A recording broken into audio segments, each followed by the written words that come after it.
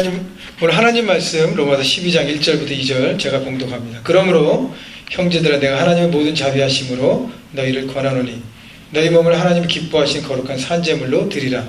이는 너희가 드릴 영적 예배니라.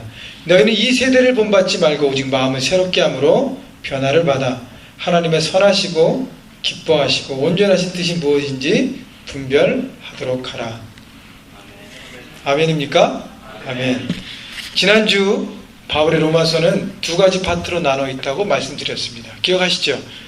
하나는 교리, 즉 원리이고 또 하나는 삶의 적용입니다.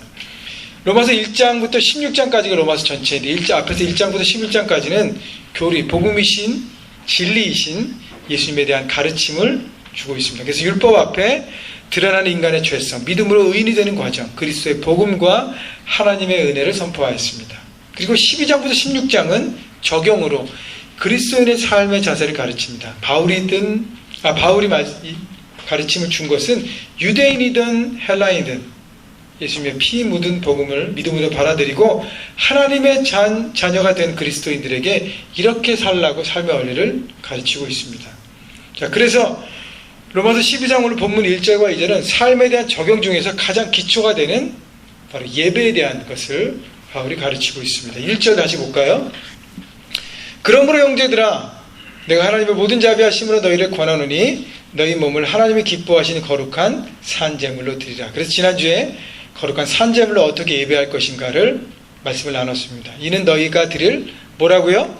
영적 예배니라. 영적 예배란 true and proper worship이라 그랬습니다. 진실된 예배고요. 올바른 예배자라 그랬어요. 그래서 구원받은 하나님 자녀가 그리스도인이 가장 먼저 해야 할 일은 바로 올바른 예배자로 살아가라는 것입니다. 바울은 이 예배를 크게 두 가지 관점에서 설명하고 있어요. 1절에 하나님과의 관계에서 올바른 예배, 그리고 오늘 볼 2절 세상 속에서 올바른 예배가 무엇인지를 가르쳐주고 있습니다. 그래서 지난주에 하나님과의 관계의 올바른 예배를 살펴보았고요. 여러분 기억하시나요? 지난주의 말씀? 지난주의 말씀을 기억하신 분들은 대단한 분들이에요. 일주일 동안 많은 삶이 우리 가운데 있었잖아요. 그래도 불구하고 기억한다는 것은 대단한 것입니다. 세 가지를 말씀드렸는데 제가 한번 리뷰해 드릴게요.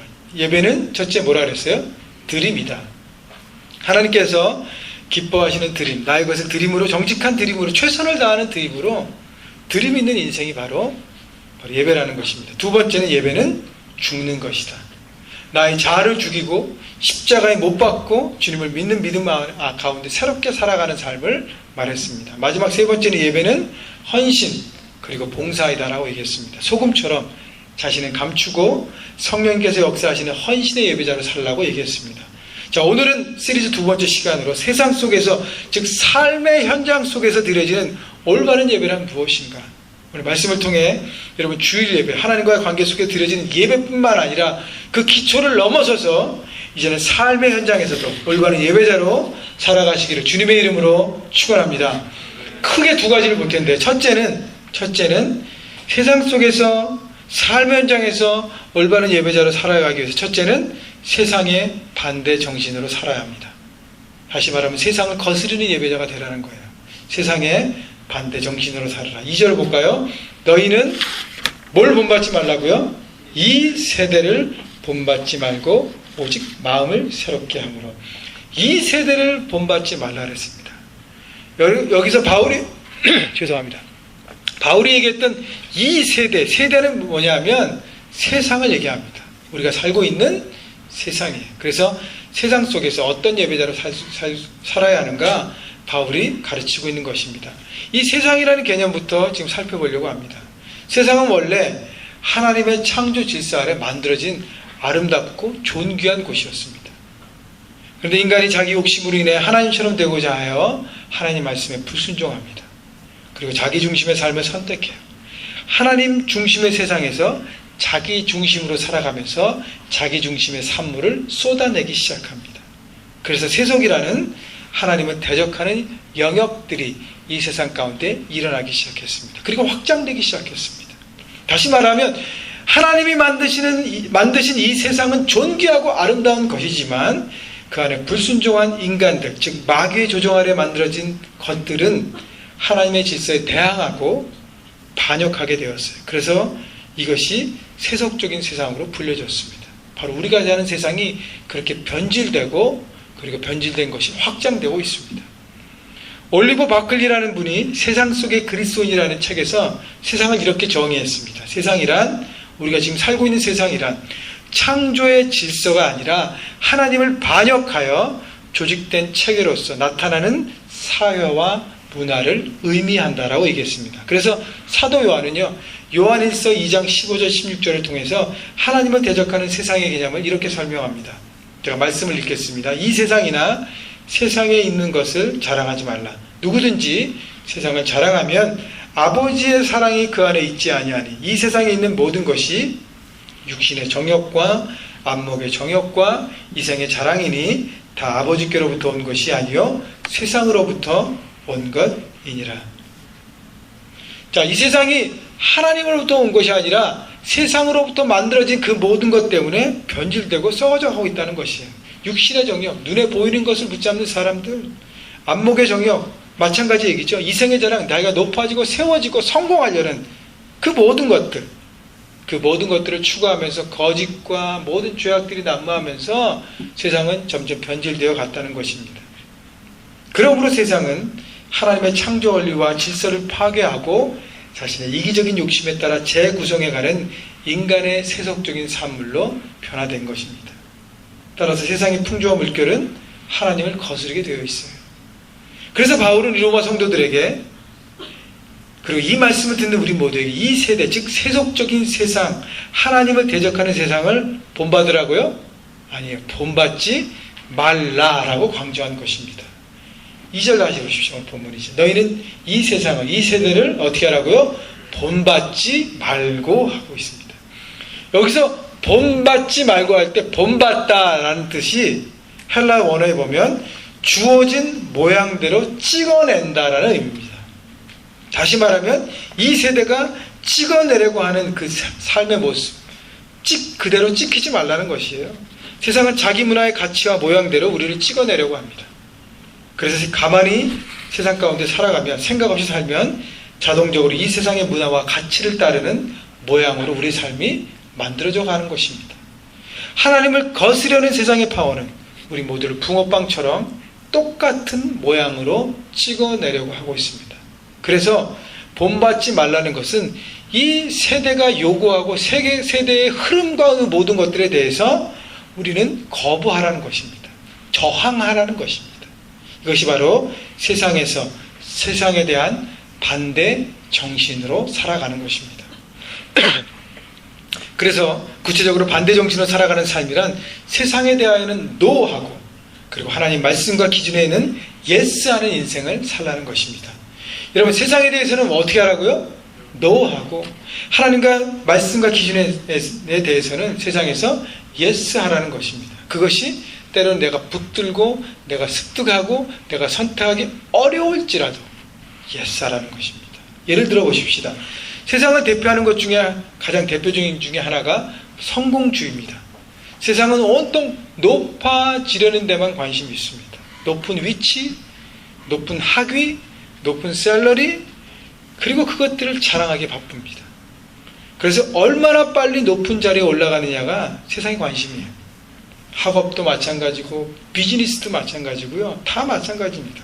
저도 여기서 공부했지만 제가 졸업할 그때 졸업식장에서 우리 같이 공부했던 유학생들끼리 가장 많이 얘기했던 것은요, 어떤 논문을 썼고 우리가 어떤 연구를 해서 어떤 하나님의 뜻을 풀어내고 어떤 이 신학계에 공헌했는가, 얼마나 귀한 일들을 했는가 보다는 뭐예요? 얼마나 빨리 이 학위를 받았는가, 얼마나 몇 년 만에 졸업했어? 이 전부 이 얘기뿐이에요. 관심이. 여러분, 하다못해 건물을 지을 때도요, 아름다운 경관보다 목적보다 어떻게 해요? 높이만을 자랑합니다. 제가 한번 나눈 적이 있는데, 지난 여름에 제가 캐나다 토론토에 있는 CN타워에 올라갔었습니다. 캐나디안 내셔널 타워에 초고속 엘리베이터를 타고 타워 상단에 딱 올라갔는데 전망대에 올라갔어요. 올라가자마자 큰 글씨로 그 앞에 뭐라고 써있냐면 CN타워는 영어로 높이 553.33m로 2008년까지 세계에서 가장 높은 탑이었습니다. 이게 큰 글씨로 나와 있는 거예요. 뭘 자랑하고 있어요? 이 타워가 얼마나 높은지. 저는 이렇게 자세히 읽어서 찾아낼 때까지 이 타워의 목적과 의미는 몰랐어요. 이 높은 것만 자랑하고 전망과 막 이런 것만 자랑하더라고요. 알고 보니까 이 타워의 목적은 TV, 라디오, 전파, 송출탑이었습니다. 겨우 찾아냈어요. 서로 경쟁하듯이 사람들은 높은 건물을 짓고 동양 최대니 세계 최대니 이런 말들을 늘어놓습니다. 여러분, 사람들이 올라가고 높이 올라가려는 그런 마음만 가진 것이 지금의 세대뿐 아니에요. 성경에 보면 과거에도 똑같았습니다. 성경에 보면 기원전 600여 년 전에 당시 팔레스타인을 지배했던 나라가 바벨론이라는 나라였습니다. 바벨론이 결국 예루살렘을 침공하고 남유다를 초토화시키고 그들 중에서 좋은 사람들을 어떻게 해요? 포로로 데려갔습니다. 그래서 오랫동안 포로 생활을 하게 했습니다. 그때 당시에 가장 최고였던 팔레스타인의 초강대국 바벨론, 남유다와 블레셋과 모압과 암몬과 에돔과 다메섹과 게달과 핫솔 비롯한 많은 팔레스타인의 나라들을 다 점령하고 최강자로 우뚝 섰습니다. 근데요, 그러고 난 다음에 바벨론이 한 일이 뭐냐면 높은 탑을 쌓았습니다. 청색 벽돌을 구워서요, 오랜 시간 동안 높은 탑을 쌓았어요. 당시에 여러분 지금처럼 기술이 있는 것도 아니잖아요. 기원전 BC 600여 년 전이에요. 그때 쌓았던 탑의 높이가 무려 90m가 넘는다고 합니다. 그 높은 탑을 쌓았습니다. 그 이유는 뭘까요? 팔레스타인, 이 모든 세상의 전체 바벨론이 넘버원이다. 우리가 모든 세상을 다스린다. 라고 하나님의 주권에 대항한 것입니다. 하나님 필요 없습니다. 왜냐하면 남유다도 우리가 먹었는데, 우리가 점령했는데요. 하나님을 섬기는 나라도 우리가 다 점령했어요. 우리가 다 세계의 주인입니다. 라는 것을 자랑하기 위해서 그 옛날 바벨탑을 세웠던 것처럼 똑같은 정신을 가지고 바벨론은 타워를 세웠습니다. 여러분, 바벨론처럼 사람들은 높은 고지를 점령하기 원하고 자신의 파워를 자랑하기 위해 자신을 높이기에만 혈안이 되어 있습니다. 높아지려는 데만 마음을 끝없이 갖고 있다는 것이에요. 다시 말해서 모두가 최고가 되기에 더 높이 올라가기 위해서 다른 사람보다 더 빨리 고지를 점령하기 위해서 자신의 인생을 쏟아붓습니다. 그래서요, 내 주변 사람들을 밟기도 하고 희생시키기도 하고 거짓으로라도 높아져서 자신의 집중된, 자신의 주인된 삶을 사는 것이 바로 세상의 정신이라는 것입니다. 그런데 이 세상에 대해서 예수님은 반대 정신으로 사셨습니다. 예수님은 세상에 대해서 예스 하셨나요? 예수님 세상에 대해서 노 하셨습니다. 예수님께서 공생애를 시작하기 전에 먼저 광야에서 40일 동안 마귀에게 시험을 받으셨는데 그때 마귀가 뭐라고 시험했어요? 이 돌을 떡으로 만들어봐라. 기적을 베풀어서 사람들의 인기를 끌어라. 높은 곳에 데리고 와서 뛰어내려봐라.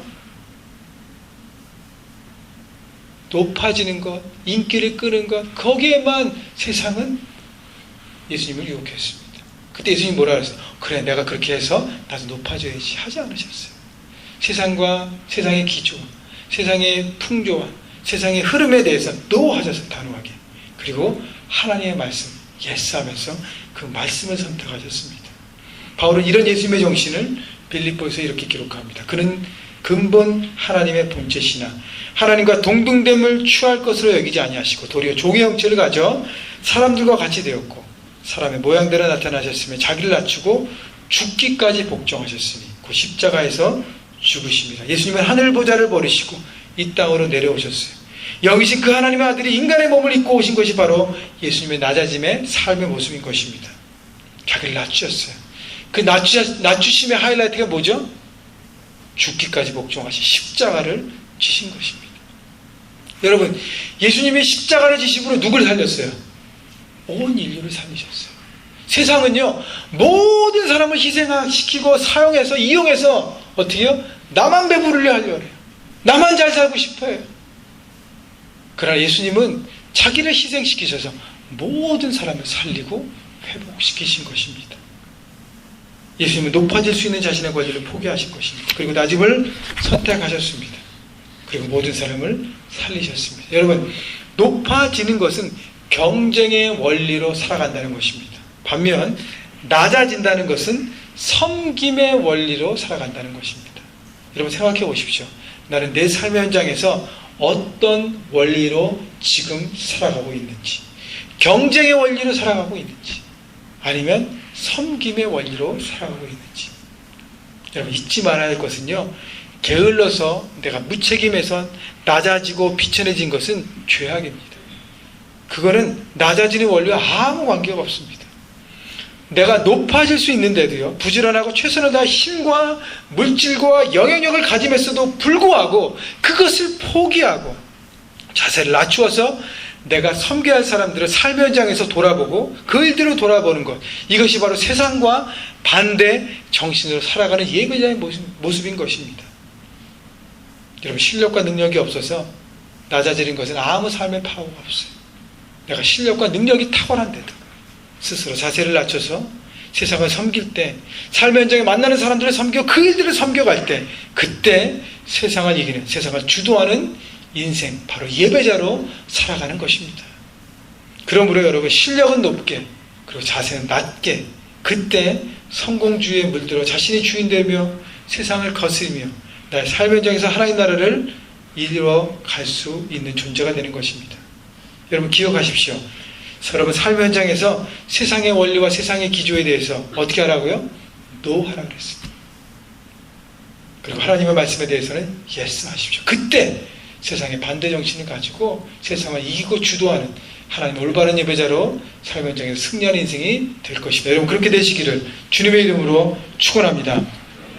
크게 두 번째는요, 그러니까 세상에서 삶의 현장에서 올바른 예배자로 살아가기 위해서 두 번째, 세상에서 하나님의 시각으로 살아야 합니다. 어떤 시각으로 살아라고요? 하나님의 시각으로 살라는 것입니다. 2절 본문 다시 봅니다. 너희는 이 세대를 본받지 말고 오직 마음을 새롭게 함으로. 바울이 뭘 권면해요? 뭘 새롭게 하라고요? 뭘 새롭게 하라고요? 마음을 새롭게 하라고 했습니다. 근데 여기서 마음은요, 헬라 원문에 보면 누스라는 단어로 우리의 heart이 아니라 마인드예요. 생각입니다. 뭘 새롭게 하라고요? 우리의 마음을 새롭게 하라는 게 우리의 생각을 새롭게 하라는 것입니다. 우리의 생각을 바꾸라는 것입니다. 새롭게 한다는 의미는요, 지난주 성경기초 세미나 때 제가 말씀드렸는데, 새롭게 한다는 의미는 두 가지예요. 이전에 없었던 것을 새롭게 하는 new라는 단어의 뜻도 있어요. 새로운 자동차, 새로운 스마트폰 나오면 그거 새 것입니다. 또 하나의 새라는 의미는 헬라어의 카이노스라는 단어로요, 다른 것과 비교할 때 본질상 새로운 것입니다. 여기서 마음, 우리의 마인드를 새롭게 한다는 것은 후자예요. 새로운 생각을 품는 것이 아니라 기존에 있던 하나님의 생각으로 새롭게 변화되는 것입니다. 복음을 믿고 구원받은 하나님의 자녀가 되었을 때 새로운 세상을 살아가는 것이 아니라 이미 존재한 세상을 하나님의 말씀의 원리로 살아가는, 즉 하나님 나라의 사고방식으로 살아가는 것이에요. 그것을 성경적 세계관으로 살라고 얘기합니다. 세계관은 영어에서 월드뷰라고 얘기합니다. 세상을 보는 눈이에요. 세상을 보는 관점입니다. 세계관은 세상과 인생을 보는 창입니다. 그래서 성경적 세계관을 갖고 살라는 것은 하나님의 말씀의 기준을 가진 안경을 쓰고 살라는 것입니다. 그것이 바로 세계를 바라보는 안목이기 때문에 하나님의 말씀, 그 원리의 안경을 쓰고 세상을 살 때, 그때 우리는 새롭게 되어서 하나님 나라를 세상의 현장 가운데 살아가는 것입니다. 여러분 말씀을 들으면서요, 나는 지금 어떤 비전을 갖고 있는가, 어떤 안경을 나는 쓰고 있는가, 어떤 시력을 갖고 있는가를 여러분 돌아보십시오. 로마서를 기록한 바울이요, 청년 사호 시절에 세상의 성공을 위해서 올인한 인생을 살았습니다.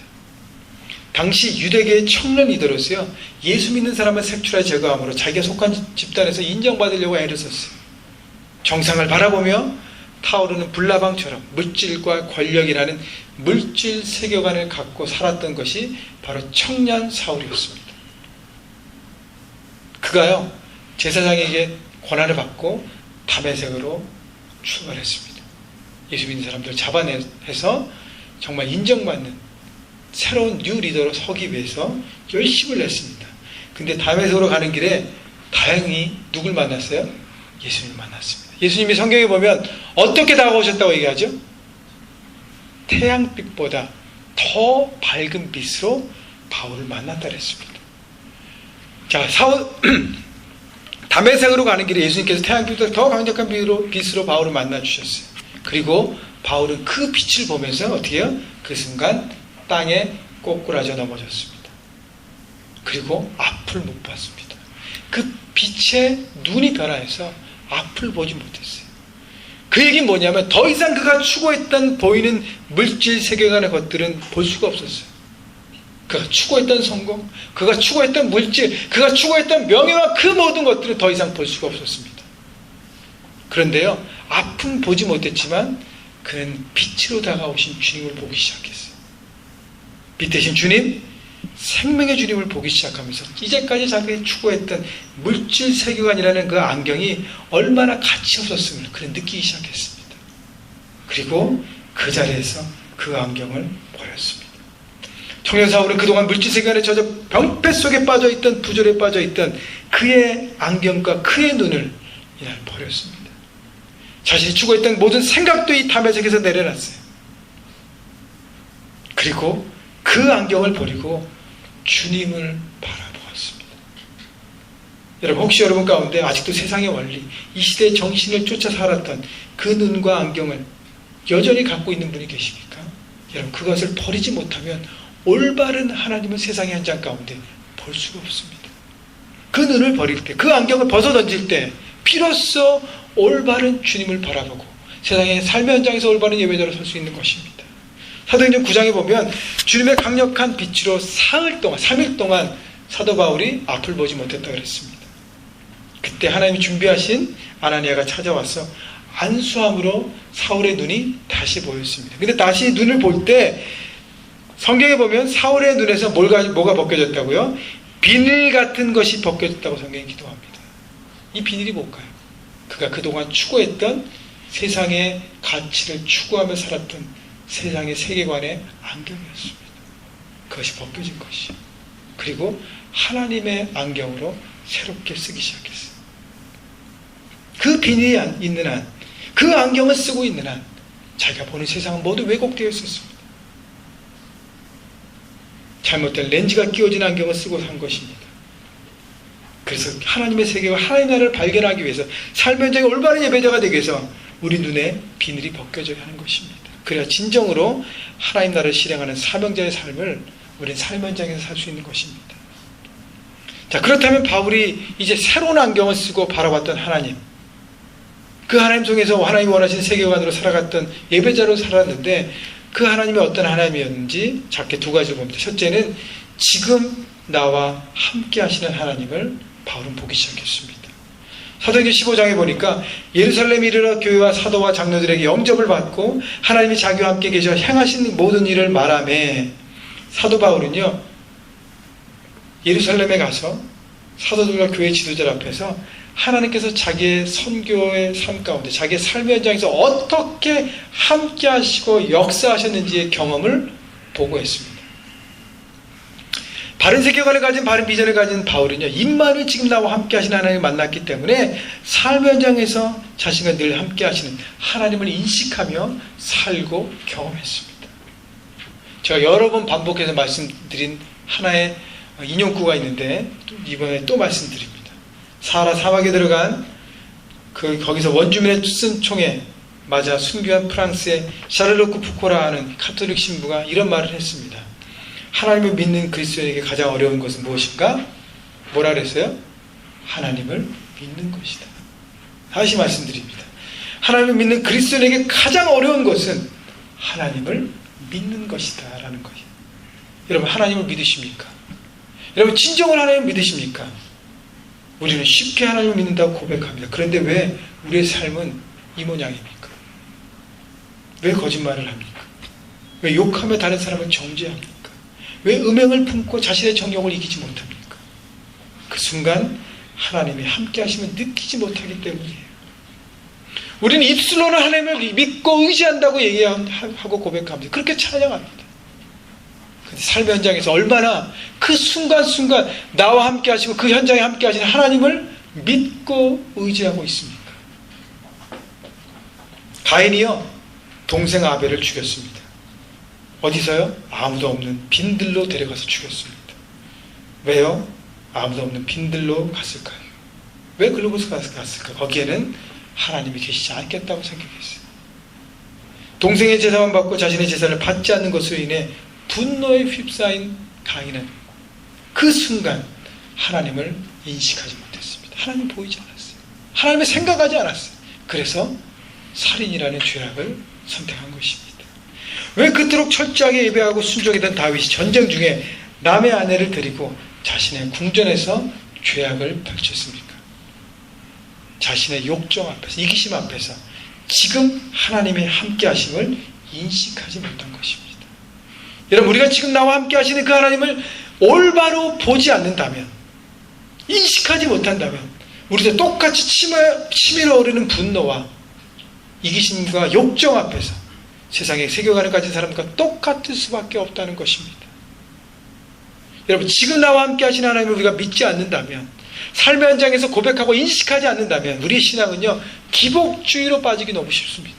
기복주의란 뭐예요? 나의 삶의 현장에서 내가 필요할 때는 하나님을 부르고 내가 필요 없으면 잊고 살면 그만이에요. 돈이라는, 권력이라는, 성공이라는 물질세계관의 가치를 쫓아 살면서 안 될 때는 하나님을 찾아 마음을 달래는 내 목표를 이루기 위한 수단으로만 사용하는 것입니다. 그거 잘 될 때는요, 그 속에 빠져 하나님을 잊고 사는 것입니다. 여러분, 기억하십시오.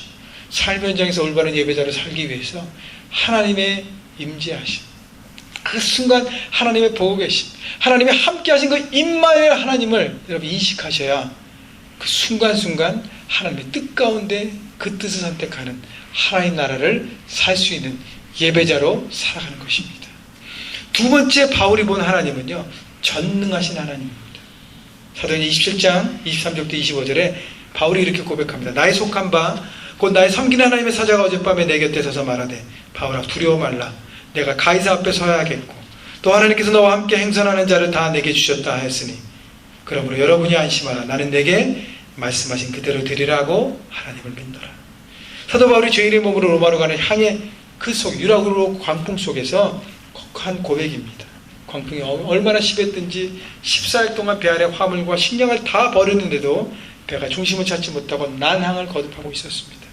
모든 사람이 절망하고 이제는 죽었다, 죽음의 공포 가운데 모두가 그것을 기다리고 있을 때 사도 바울이 한 고백입니다.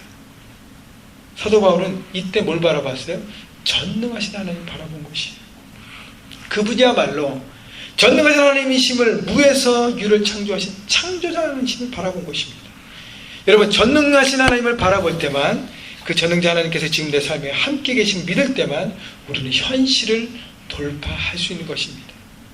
여러분, 우리 세상을 살아가면서 많은 어려움들이 있잖아요.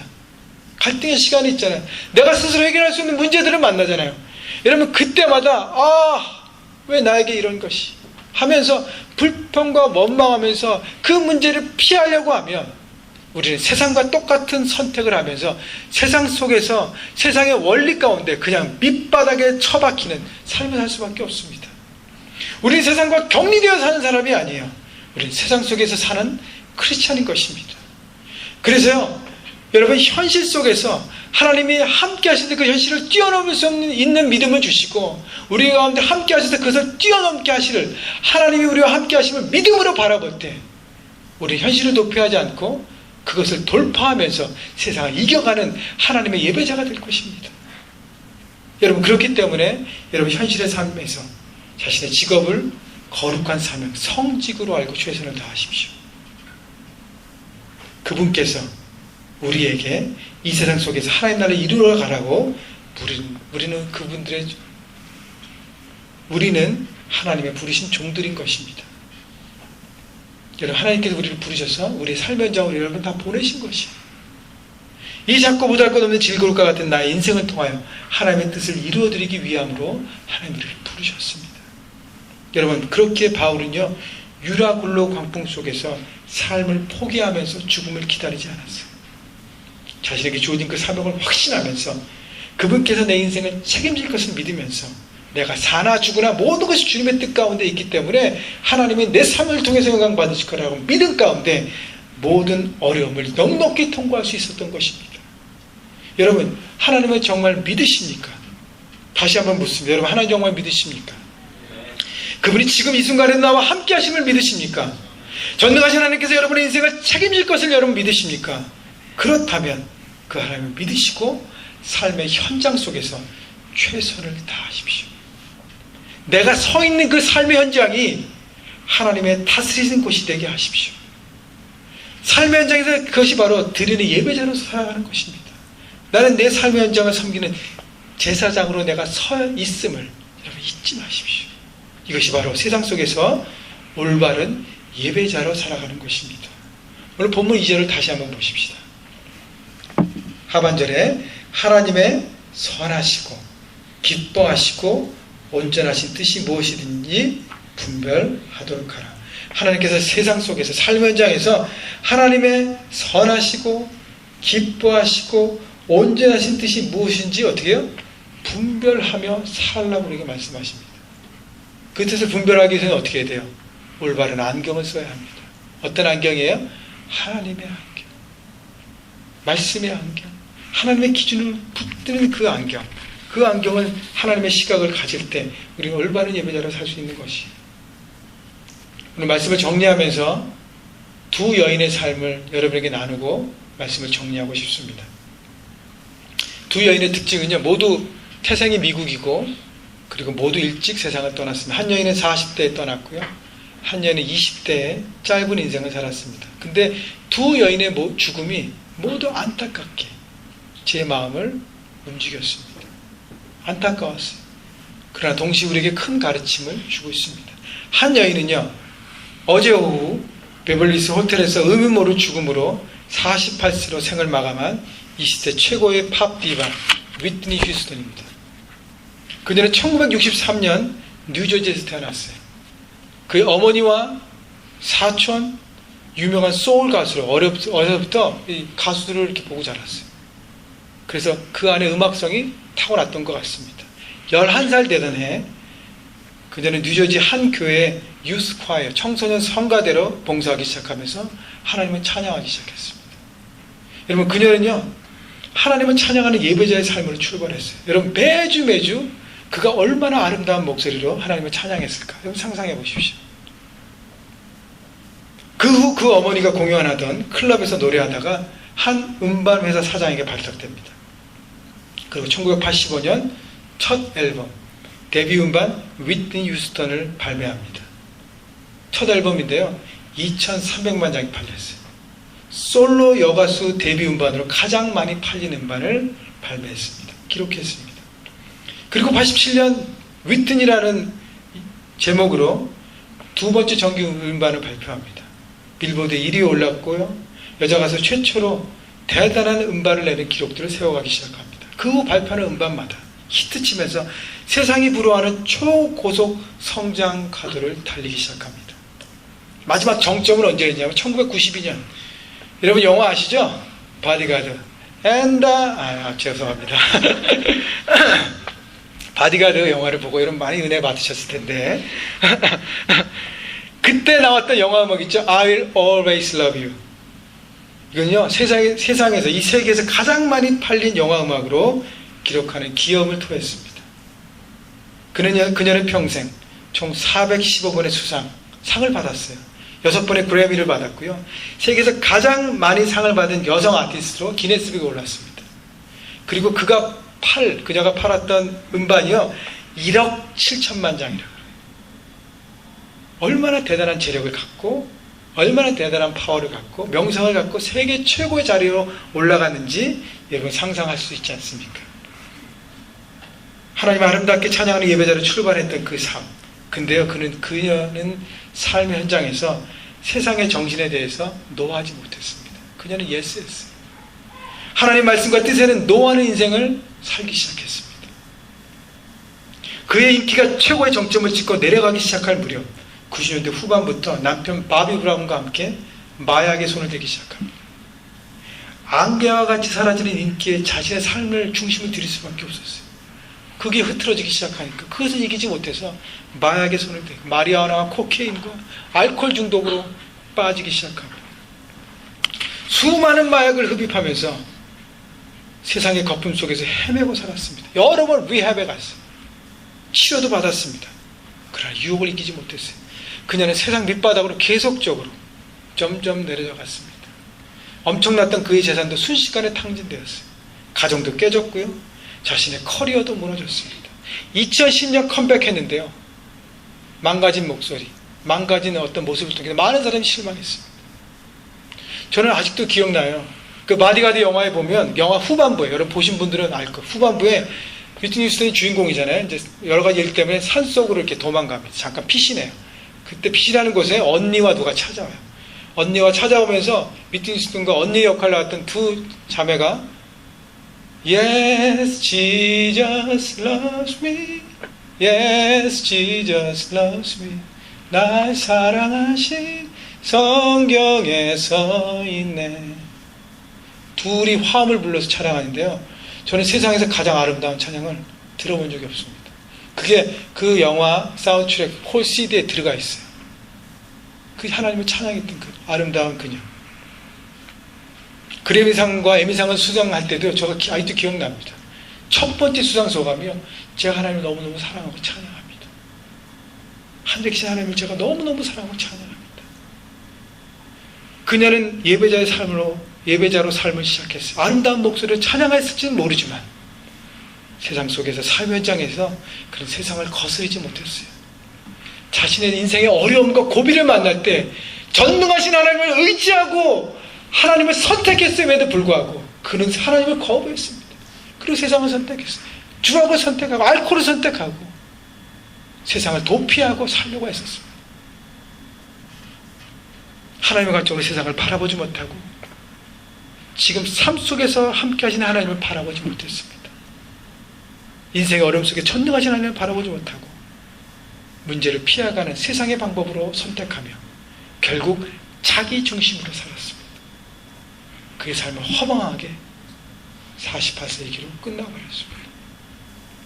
그래서 제가 어저께 인터넷에 기사를 보다가 우연히 발견한 어떤 한 여인, 그녀는 1883년 1월 28일 텍사스에서 출생합니다. 1905년에 캔사스에 있는 한 여자 성경학원을 졸업하고 텍사스주에 있는 앱윗이라는 어떤 청년 단체에서 훈련을 받고 여성 독신 선교사로 한국으로 선교사로 옵니다. 그녀의 이름은 루비 캔드릭입니다. 그녀는 25세의 젊은 나이에 한국에 왔어요. 개성에서 학교 선생님으로 열심히 봉사하며 한국말을 배웠습니다. 근데요, 갑자기 급성 맹장염에 걸려서 한국에 온 지 8개월 만에 사망합니다. 근데요, 병중에서 그녀가 이런 말을 자기 고향에 있는 텍사스에 있는 청년 그룹에게 전합니다. 만일 내가 죽으면 나를 파송한 후원한 텍사스 청년들에게 가서 10명씩, 20명씩, 50명씩 이 조선, 한국으로 오라고 일러주십시오.